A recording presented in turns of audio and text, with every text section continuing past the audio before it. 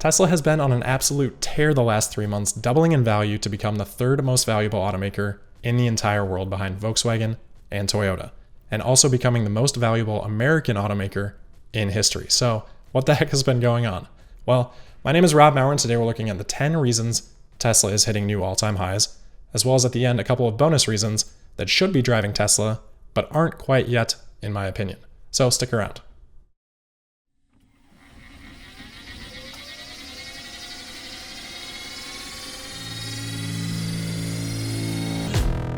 Number 1, improving fundamentals.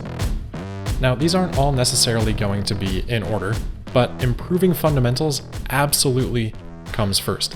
The two most important factors for Wall Street when it comes to Tesla are demand and profitability.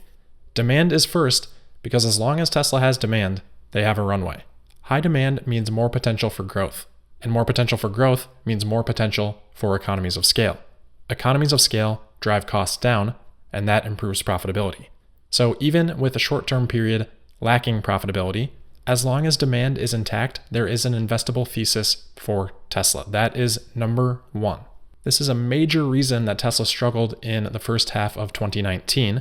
They came off of really strong quarters at the end of 2018, but then as the federal tax credit in the US expired, deliveries fell, especially in Q1, and especially so on Model S and Model X. Sales went from about 27,000 units in Q4 to just over 12,000 units in Q1.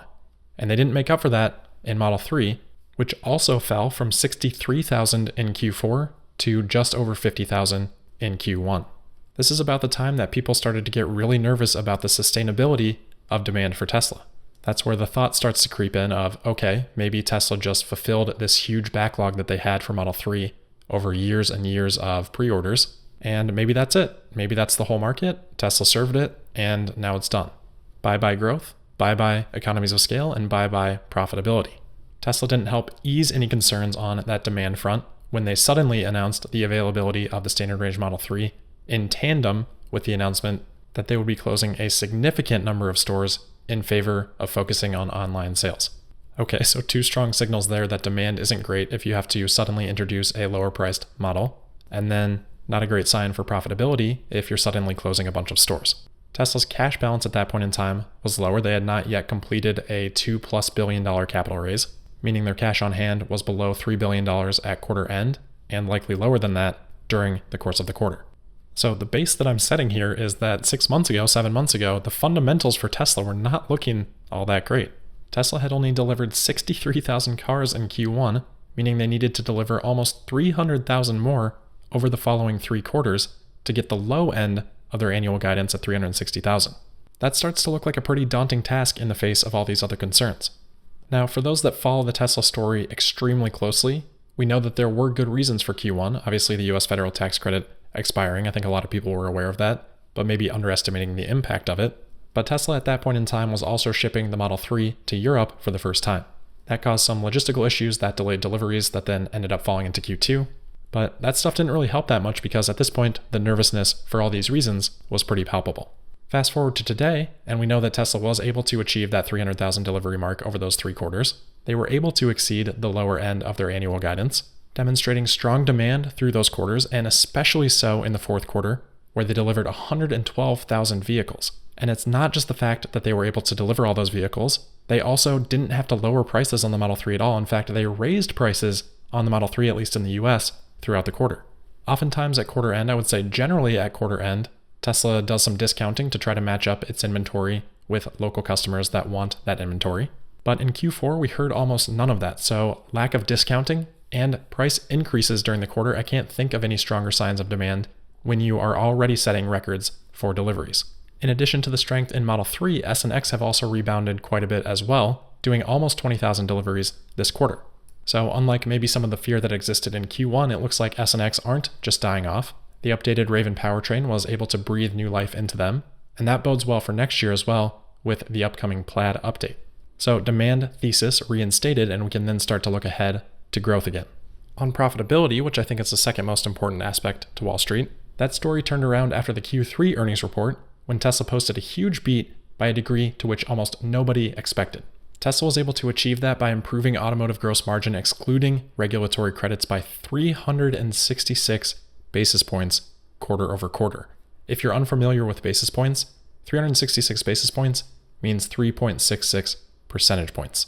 It's just a way to compare the actual change in percentages so that you're not talking about percentages on percentages, which gets confusing. So that automotive gross margin excluding regulatory credits went from 17.2% up 3.66 percentage points to 20.8%.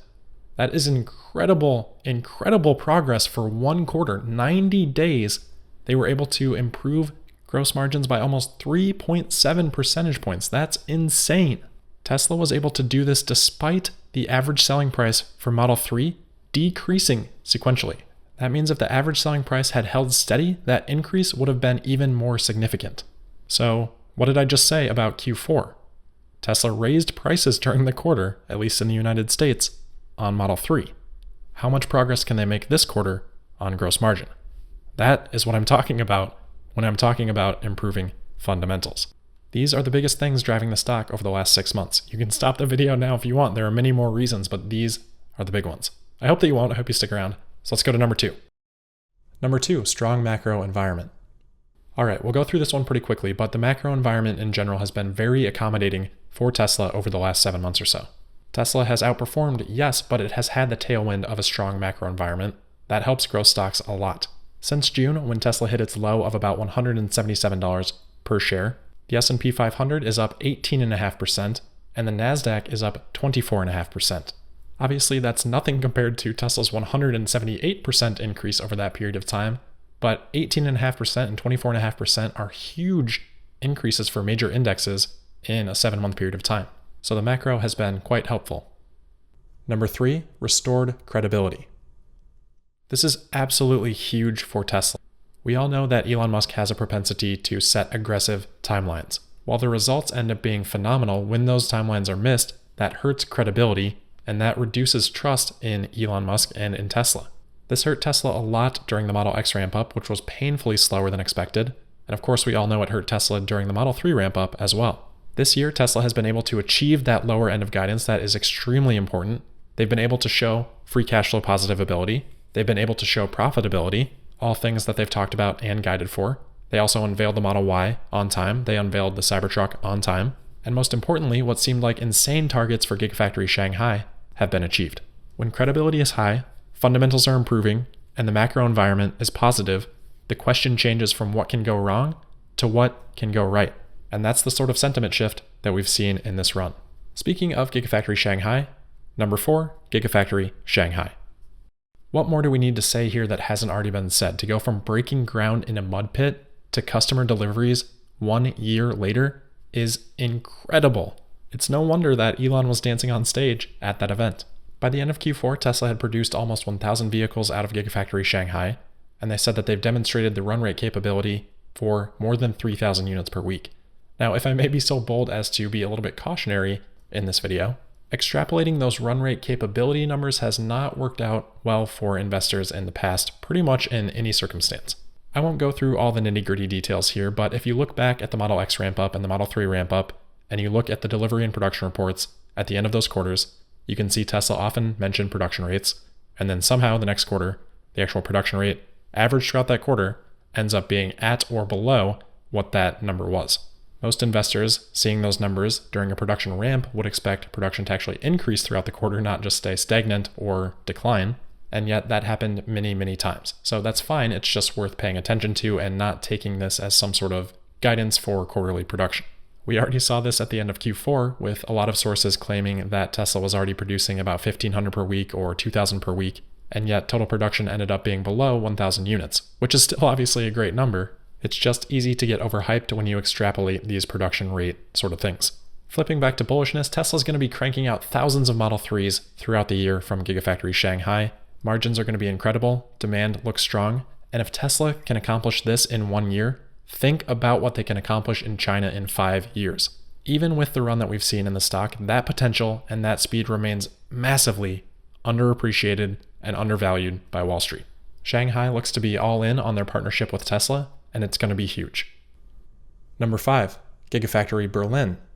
Remember what I said earlier about credibility? Well, Gigafactory Shanghai has proven what Tesla can do in terms of construction. Now it's up to Germany to prove that they can match China. This was a perfect strategic play for Tesla. They can leverage competitiveness to maximize speed, and because of the renewed credibility that Tesla has with investors, investors can actually trust Tesla's forecasts here for production beginning in 2021. Sure, everybody can place their own discount rate on that probability, but in the aggregate, with Tesla's accomplishments this year, the probability outlook for Gigafactory Berlin is much improved from where it would have been in Q1 or Q2, for example. As the probability of future value from Gigafactory Berlin increases, more of that value gets recognized today, and that actually does help boost the stock, versus back in Q1, there would have been no credit, no boost. Now, on the other hand, between Gigafactory Nevada, Gigafactory Shanghai, and Gigafactory Berlin, there's an extremely clear path for 1.5 million units of production or more from Tesla by 2023. Credit Suisse's analyst just put out a note with his $340 price target, saying he expects 1 million deliveries from Tesla by 2025, and that to justify Tesla's current price right now, they'd need to do 1.2 million in 2025. Well, what about 1.5 million in 2023? How's that look, Credit Suisse? Sounds to me like there's still more upside in Tesla stock at these levels. Number 6, Model Y. Not only is Tesla on time with the Model Y, they are early. What has Tesla taught us over the last 5 years?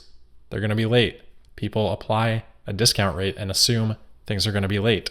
So, okay, what happens then when something is early? You got to move your expectation not only back to the original time, but even earlier, so the impact in terms of valuation is even stronger. Elon now says that they expect volume production of greater than 1,000 units per week for Model Y no later than the middle of 2020. Many Model Ys have already been spotted out testing throughout the United States. Generally for Tesla, that means that production is about 3 to 6 months away, and we've already been seeing them for a few months now. I expect Model Y production to begin this quarter. Elon has said a few times that he expects the demand for Model Y to outpace Model S, Model X, and Model 3 combined. So even at a low end, we're looking at maybe 600,000 units there. At $45,000 a piece, that's a $27 billion program. That would more than double Tesla's revenue for 2019. And this is going to be a higher margin vehicle than Model 3, which is already showing improving margins. The outlook for Model Y is extremely strong, and Elon has even mentioned significantly higher targets for Model Y in the past than 600,000. The question that will be on investors' minds as Model Y ramps up, again, will be demand. How much does that Model Y production eat into demand for Model 3?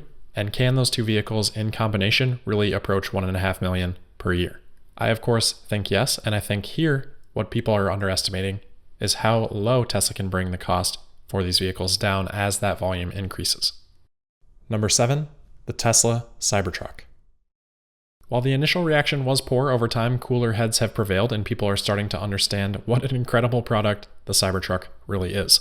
The Cybertruck has been the most captivating product in Tesla's history. Google Trends shows that the search interest caused a higher spike for Tesla than anything related to Model 3, anything related to the Spaceman Roadster launch, anything at all in Tesla's history. The Cybertruck is number 1 in terms of search interest. The specs for this vehicle are incredible, especially at the top of the line with the tri-motor, as you can see here, compared to the 2012 Model S, which I know is not a perfect comparison for a truck. That's obvious, but the point is the amount of utility and value for this electric vehicle versus where Tesla was just 10 years ago is night and day. In 2021, next year, Tesla will be shipping an electric vehicle that costs $70,000 that can do the 0 to 60 in 2.9 seconds, the quarter mile in 10.8 seconds. It's going to have more than 500 miles of range. It's going to be able to supercharge at 250 kilowatts plus. It's going to be interesting to see what that means. And it has 100 cubic feet of storage while seating 6 adults. Oh, not to mention, it'll come with autopilot and all of the hardware for full self-driving. So compared to the 2012 Performance Model S, this is an electric vehicle that's 24% cheaper, not even factoring inflation. With inflation, it's well above 30%. It has a 34% quicker acceleration time, 14% quicker quarter mile, 89% more range. You're getting 150% more range per dollar, 108% at least higher charging rate, 280% more storage, an extra seat for passengers. You're getting an all-wheel drive powertrain, and again, you're getting full self-driving hardware. The amount of progress here in less than a decade is mind-blowing.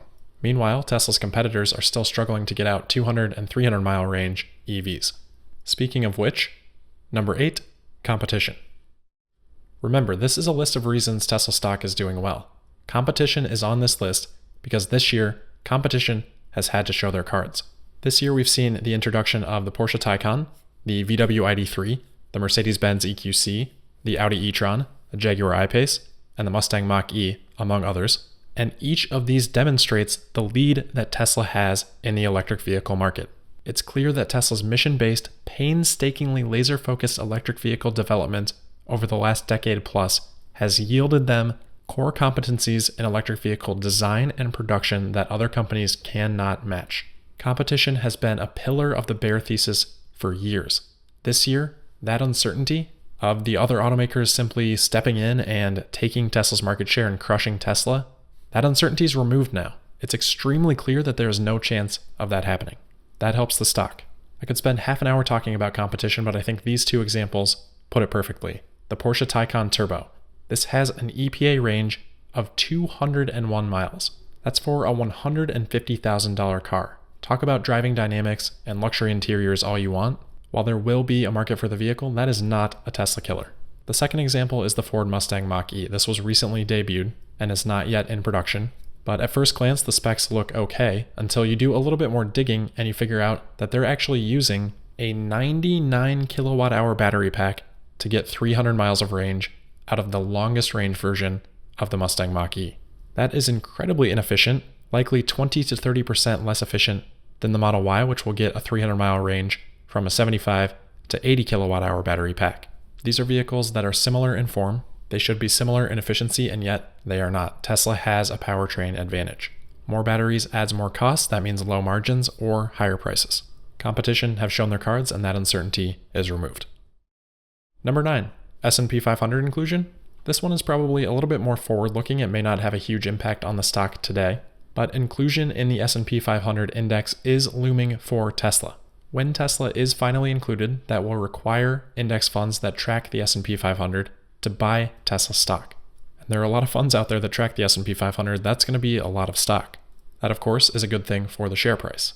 The reason Tesla is not already in the S&P 500 is because they haven't quite met the requirements in terms of profitability. The S&P says, quote, "The sum of the most recent 4 consecutive quarters generally accepted accounting principles, GAAP, earnings, should be positive as should the most recent quarter," end quote. So a cumulative profit over 4 quarters, which Tesla has not achieved, and then the most recent quarter should also be profitable as well. To make that happen in Q4, Tesla would need almost $1 billion in net income. That's really unlikely to happen. But when we fast forward to Q1, Tesla only needs between the two $265 million of net income to be net profitable over the last 4 quarters. Then of course, per those guidelines, Q1 then should also be positive to be eligible. Q1 is a wild card for profitability. Tesla's going to be ramping up Gigafactory Shanghai, of course. I also expect them to ramp up Model Y. Both of these things are going to be straining on profitability. But a couple things could offset that. Recognition of revenue from full self-driving that's been deferred as those features are developed. And then electric vehicle credits, both in terms of ZEV credits that Tesla owns, or payments from Fiat Chrysler per the deal that Tesla and Fiat Chrysler have agreed to for European electric vehicle credits. So Q1 is a possibility. If it looks more and more likely, there's probably going to be some front running to that, which means people getting in ahead of that trade with the expectation that that inclusion would cause the share price to rise. And number 10, short covering. Short selling gets talked about all the time with Tesla. They have an extremely high short interest, which means they have a high number of shares sold short. If you're unfamiliar, it's super easy. Just imagine I have a share of stock and I loan that share of stock to my friend Dave, and then my friend Dave goes out and sells that to somebody else, hoping that as time passes, the value of that stock will drop and then he can go back to that person that he sold it to and buy it back for cheaper. If that happens, he then gives it back to me, none the wiser, and pockets the difference. Now, of course, if the price goes up, that trade didn't really work out well for Dave. He has to pay more to buy it back than he sold it for, and he ends up losing money on that trade. So a lot of people do this with Tesla, hoping that the stock price will fall and they'll be able to buy it back cheaper, or not even have to buy it back if the stock goes to zero. But when somebody borrows my share, I still own my share, and yet they're going and selling my share to somebody else, effectively meaning that that share has to be bought twice, which adds more shares into the market, and as more shares come into the market, there's less scarcity, meaning the price falls. So more shorting can push the stock down, and less shorting can push the stock up. As you can see with Tesla, the number of shares sold short has decreased dramatically over the last 7 months. essentially removing 16 million shares from the market. When that happens, it increases the scarcity, as we talked about, and that drives the price up. That's definitely an influencing factor in Tesla's stock price right now. Some people may call that a short squeeze. That's fine. I prefer to call it a short covering rally. To me, a short squeeze is something that's more sudden and happens when brokerages are demanding that short sellers buy those shares back because the price is getting too high. That may have happened to a few people, but probably not the majority. So there it is, 10 reasons. I think all of these things are working in tandem to explain why Tesla has gone from $177 a share just a few months ago all the way to almost $500 per share today. These are real, tangible things. This isn't just some shift in sentiment, though that has happened as well, but as a result of these things.